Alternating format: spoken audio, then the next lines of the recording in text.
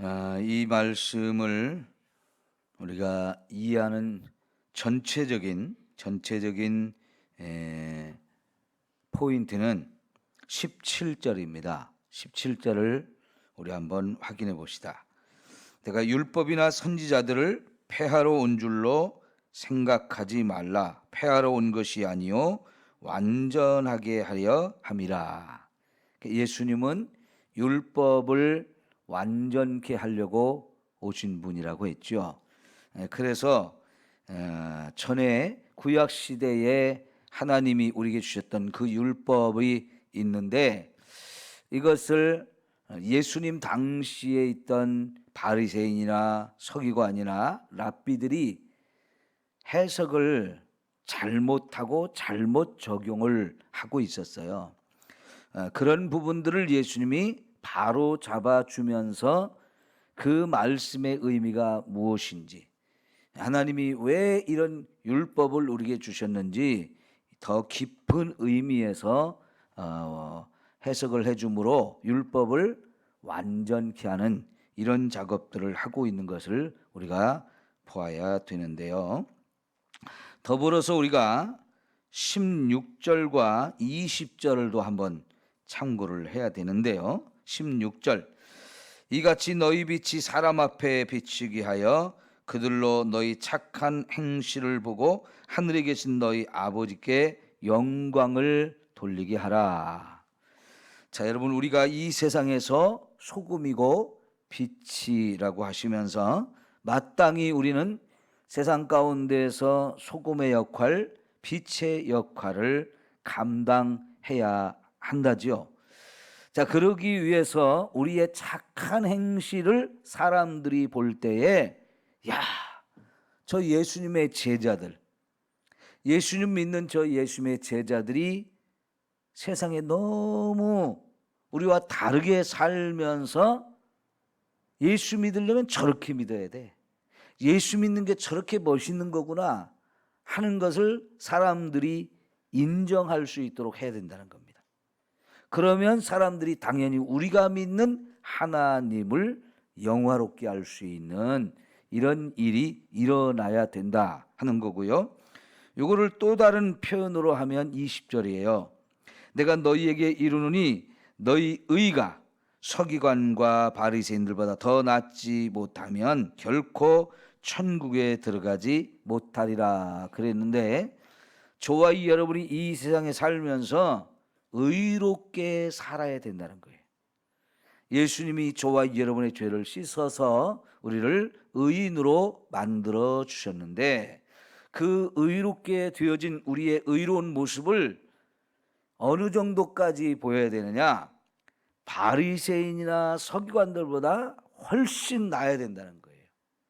근데 여러분, 이때 당시 사람들이, 유대인들이 주고받는 농담 중에 하나가 뭐냐면, 천국 가는 두 사람이 있다고 하면 하나는 바리새인이고 하나는 서기관이다, 이렇게 말할 정도로 그 당시 바리새인과 서기관들이 말씀을 철저하게 연구할 뿐만 아니라 그 말씀대로 살려고 정말 노력을 많이 했던 거예요. 그만큼 바리새인들과 서기관들이 정말 열심히 했어요.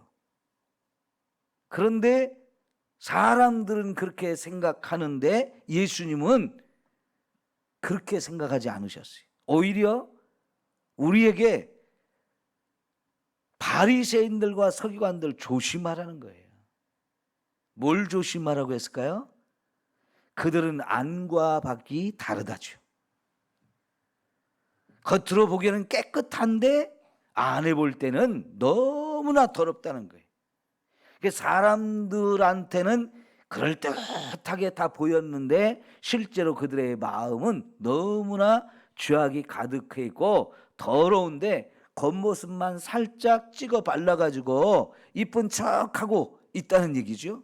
근데 예수님은 그 사람들의 중심까지도 다 보시기 때문에 그들의 속마음이 얼마나 시커멓고 더러운지를 벌써 아시는 거죠. 그래서 그들이 살인하지 말라는 말씀을 볼 때도 나는 사람 안 죽였으니까 그 정도뿐이지 실제로 그들 마음속에는 형제를 미워하기도 하고 욕하기도 하고 또 막 미련하다고 무시하기도 하고는 이런 일들이 비일배재했다는 거죠.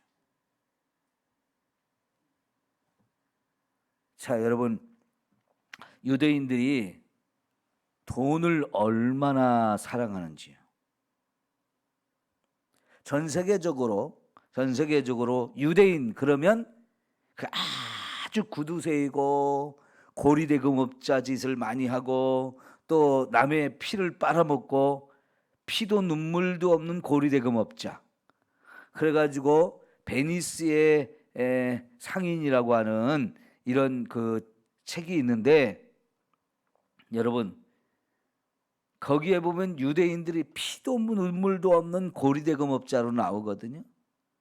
그래서 돈을 빌려주는데 담보가 뭐였냐면 돈을 언제까지 못 갚으면 내 살 2근을 떼겠다. 이런 얘기가 나오거든요. 근데 이 사람이 진짜 돈을 못 갚았어요. 그래서 이 사람 끌고 가서 이 사람이 돈을 못 갚으면 자기 살 2근을 떼주겠다 했으니까 이 사람 살 떼됩니다. 그래서 재판관이 그래 당연히 그렇게 계약을 썼으면 돈을 갚든지 아니면 살을 떼든지 해야 되니까 돈을 못 갚았으니까 떼라. 그런데 조건이 있다. 피는 그냥 두고 살만 떼가라. 이런 얘기가 있지 않습니까? 그러니까 그 유대인들이 얼마나 이제 전 세계를 떠돌며 살면서 이들이 생각할 때는 자기들이 안전하게 살아가려면 돈밖에 없다. 돈밖에 없다. 이게 굉장히 애착이 강하고 그러한 신념이 강해가지고 돈을 긁어 모으는 데는 아주 천재적인 능력이 있는 사람들 이렇게 알려져 있어요.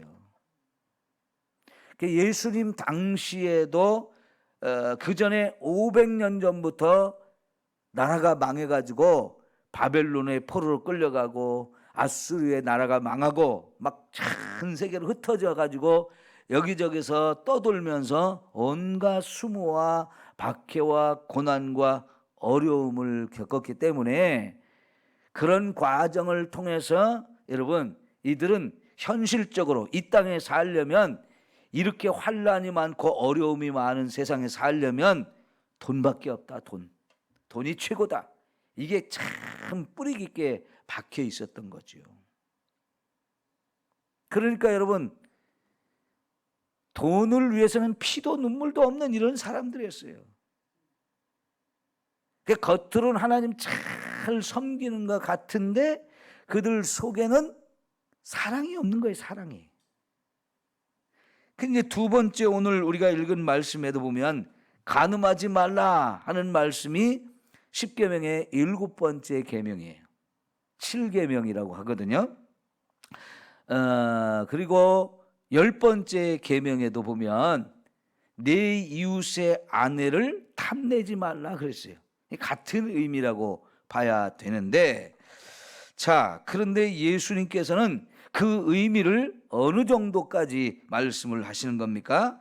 여자를 보고 마음에 음욕을 품기만 해도 그건 이미 간음한 거다 그랬어요. 여러분 하나님께서 우리 인간 남자와 여자로 지으면서 둘이 만나서 가정을 이루고 이렇게 결혼하는 제도를 허락하셨어요. 근데 인간은 이렇게 남자와 여자가 만나면 성적인 욕구가 일어나게 되어 있는 거죠. 이것은 하나님께서 우리 인간에게 주신 기본적인 욕구예요.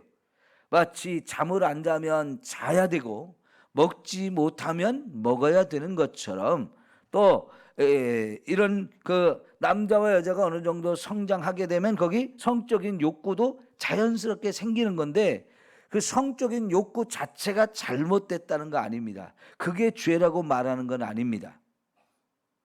하나님은 남자와 여자가 자라면 이제 가정을 이루게 하셨는데 그 가정 안에서 부부가 정상적으로 성적인 관계를 맺어야지, 이거를 벗어나서 다른 방식으로 하나님이 허락하지 않은 이런 성적인 관계를 맺고 하는 것은 다 불법적인 것이고 그게 잘못된 것인데, 자, 이것이 말이죠, 음욕을 품고 여자를 본다.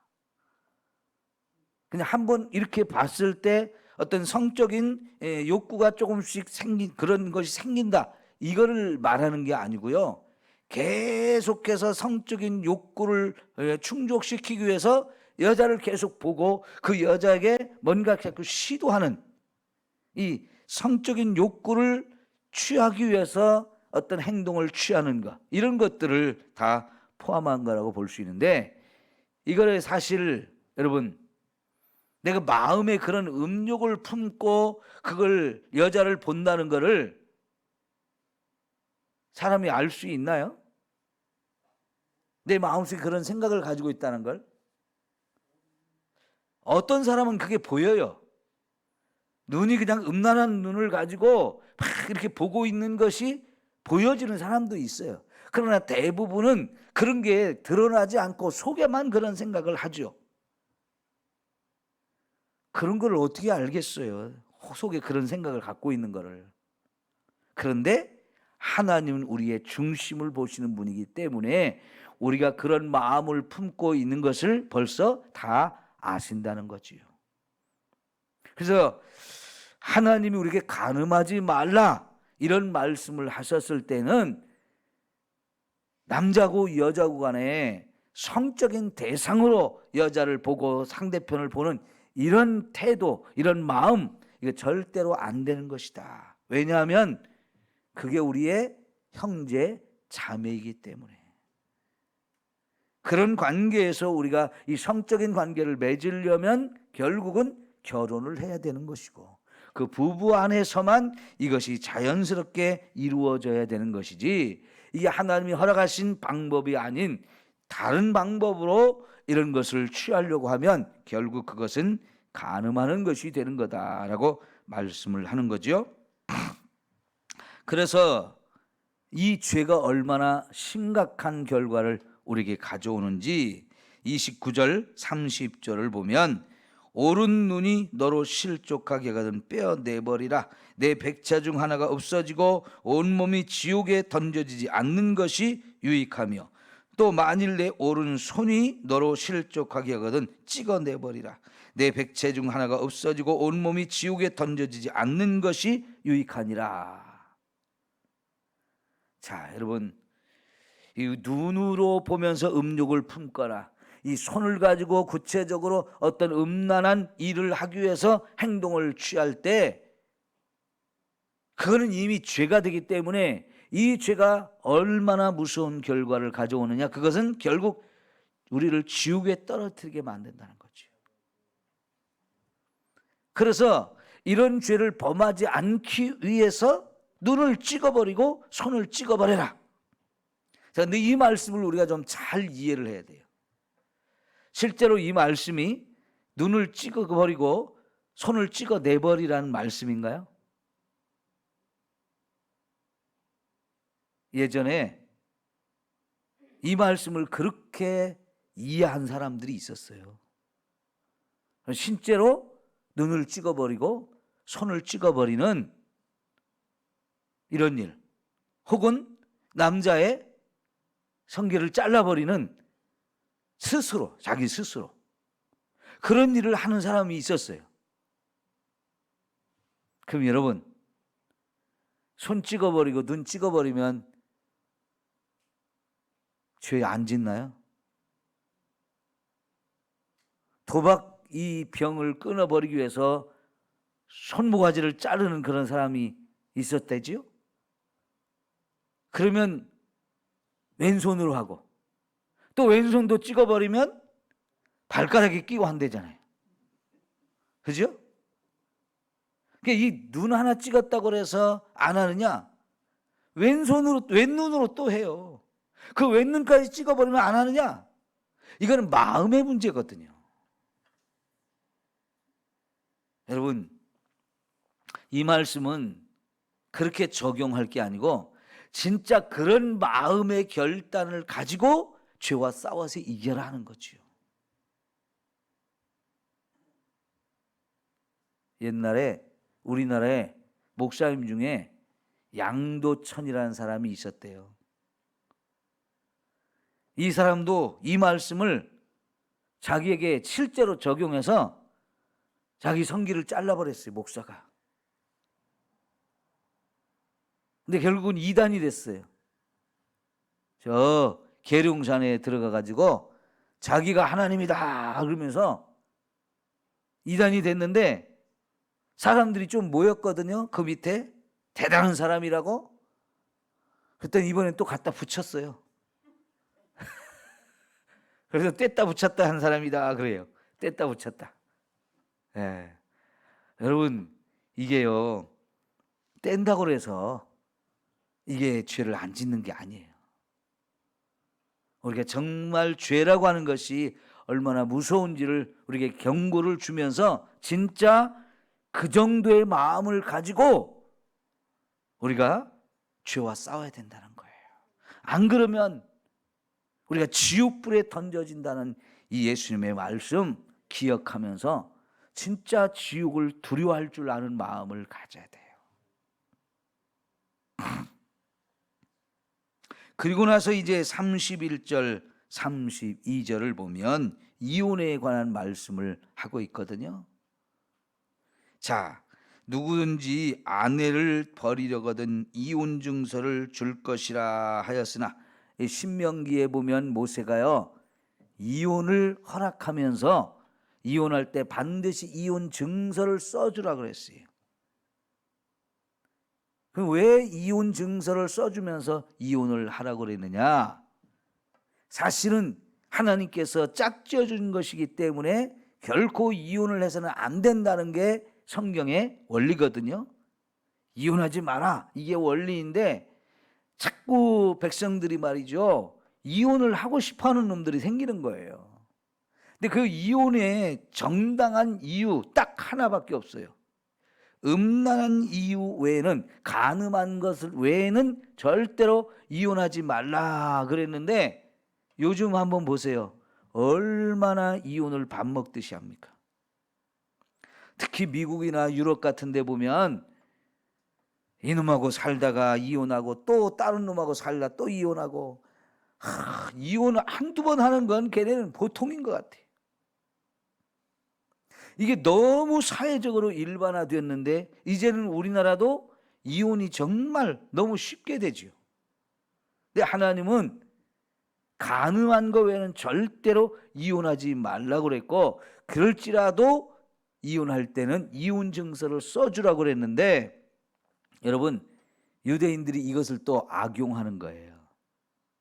이혼 증서만 써주면 이혼하면 된다, 이렇게 법을요 이상하게 잘못 해석하는 거예요. 그래서 우리 법이라는 게 눈에 걸면 코에 걸면 코걸이, 귀에 걸면 귀걸이라고 그러잖아요. 그 법을 어떻게 적용하고 어떻게 해석하느냐에 따라서 귀걸이가 될 수도 있고 코걸이가 될 수도 있다는 거지. 사람들이요 악용하는 거예요. 악용. 자꾸 법을 만들 때의 마음하고 그거를 적용할 때의 마음이 완전히 달라지는 건데요. 여러분 요즘에 대표적으로 차별금지법, 평등법 이런 게 다 그런 거거든요. 지금 제정할 때 마음은, 제정할 때 사람들의 마음이 그거 반대해도 감옥 안 갑니다, 이렇게 감옥 보내려고 하는 거 아닙니다, 이렇게 말하지만 일단 법이 제정되어서 적용하는 과정 속에서는요 얼마든지 그걸 악용해가지고 반대하는 사람들을 다 손해보게 얼마든지 할 수 있거든요. 이미 미국이나 유럽 같은 데는 그런 일들이 비일비재하게 일어나거든요. 동성연애하는 사람들이 결혼 케이크 만들어 달라고 할 때 나는 크리스찬이기 때문에 그거 안 만들어 주겠습니다, 그러면 고발을 해가지고 엄청나게 벌금을 물게 만드는 거예요. 그럼 완전히 폐업을 해야 될 정도로 벌금을 물리게 만드는 거죠. 교회 목사님한테 줄에 와서 줄에 서달라고 그러는데 난 못합니다, 목사님 또 감옥에 가게 만들고요. 이런 일들이 비일비재하게 일어나거든요. 그러니까 제정할 때 그 원리와 사람들이 적용할 때의 마음은 또 완전히 달라질 수 있는 거예요. 그러니까 여러분, 이혼 증서를 써주라 그랬는데 원래는 이 이혼을 방지하기 위해서 이혼 증서를 써주라는 얘기를 한 거고요. 또 이혼당한 그 여자를 보호해서 다시금 재혼할 수 있는 길을 열어주기 위해서 그렇게 한 거예요. 그러지 않으면 여자 혼자서 그 당시에 살아가는 것은 너무나 어려운 일이기 때문에 이 여자를 다시 재혼해서 안정적으로 살아갈 수 있도록 하기 위해서 이혼 증서를 써주라고 그랬는데, 이걸 적용하는 놈들이 이혼 증서만 써주면 이혼해도 돼, 다른 이유 없이, 음란한 이유 없이 그냥 나 살기 싫다, 나 다른 사람하고 살아야지, 이런 마음을 가지고도 얼마든지 이걸 악용해 먹었던 거예요. 예수님께서는 이혼은 안 된다. 왜냐하면 그걸 통해서 자꾸 간음을 하기 때문에. 그러니까 지금 여기 27절부터 32절까지의 이 간음하지 말라 하는 것은 전체적으로 가정제도를 안전하게 지키려고 하나님이 주시는 거고, 하나님이 우리 만들 때부터 주셨던 이 성적인 욕구를 자꾸 엉뚱한 데 사용해가지고 죄를 짓는 이런 것들을 하나님 막으시려고 이런 말씀을 주셨던 거죠.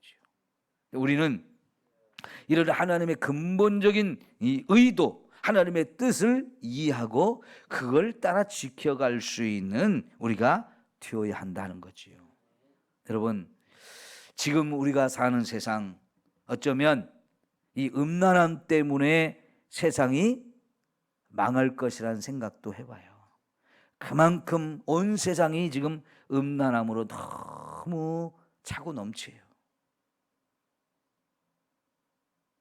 이 이혼도 지금 우리나라도 엄청나게 많아지고 있죠. 툭하면 성격 차이라고. 서로 이제는 부부간에도 참고 이해해주고 덮어주고 기다려주고 하기보다는 자꾸 싸우면서 자기 주장만 내세우면서 서로를 이해하지 못하고 사랑하지 못하고, 그리고는 너무 쉽게 하나님이 짝지어준 것을 걷어차버리는 이런 일들이 너무나 많아지는데, 여러분, 하나님 믿는 사람들은요 진짜 가정생활을 건강하게 해야 돼요. 부부간에 진짜로 사랑하면서 서로 아끼면서 행복하게 살려고 많이 애를 써야 되고요. 그러니까 결혼할 때 주례하면서 꼭 그 서약을 할 때 뭔 얘기가 나옵니까? 기쁠 때나 슬플 때나, 병들었을 때나 또 어려운 일이 있을 때나, 어느 때든지 다 사랑하면서 검은 머리가 팥뿌리가 될 때까지 우리 사랑하겠습니다 라고 맹세를 하잖아요. 서약을 하잖아요. 그래 놓고도 그냥 헤어질 때 보면 너무 쉽게 하거든요. 우리가 하나님이 허락하신 이 가정을 정말 소중하게 여기고, 이 관계를, 부부관계를 최선을 다해서 섬기면서 사랑하면서 잘 지키고 나가는 저와 여러분 되어야 할 줄 믿습니다. 기도합니다.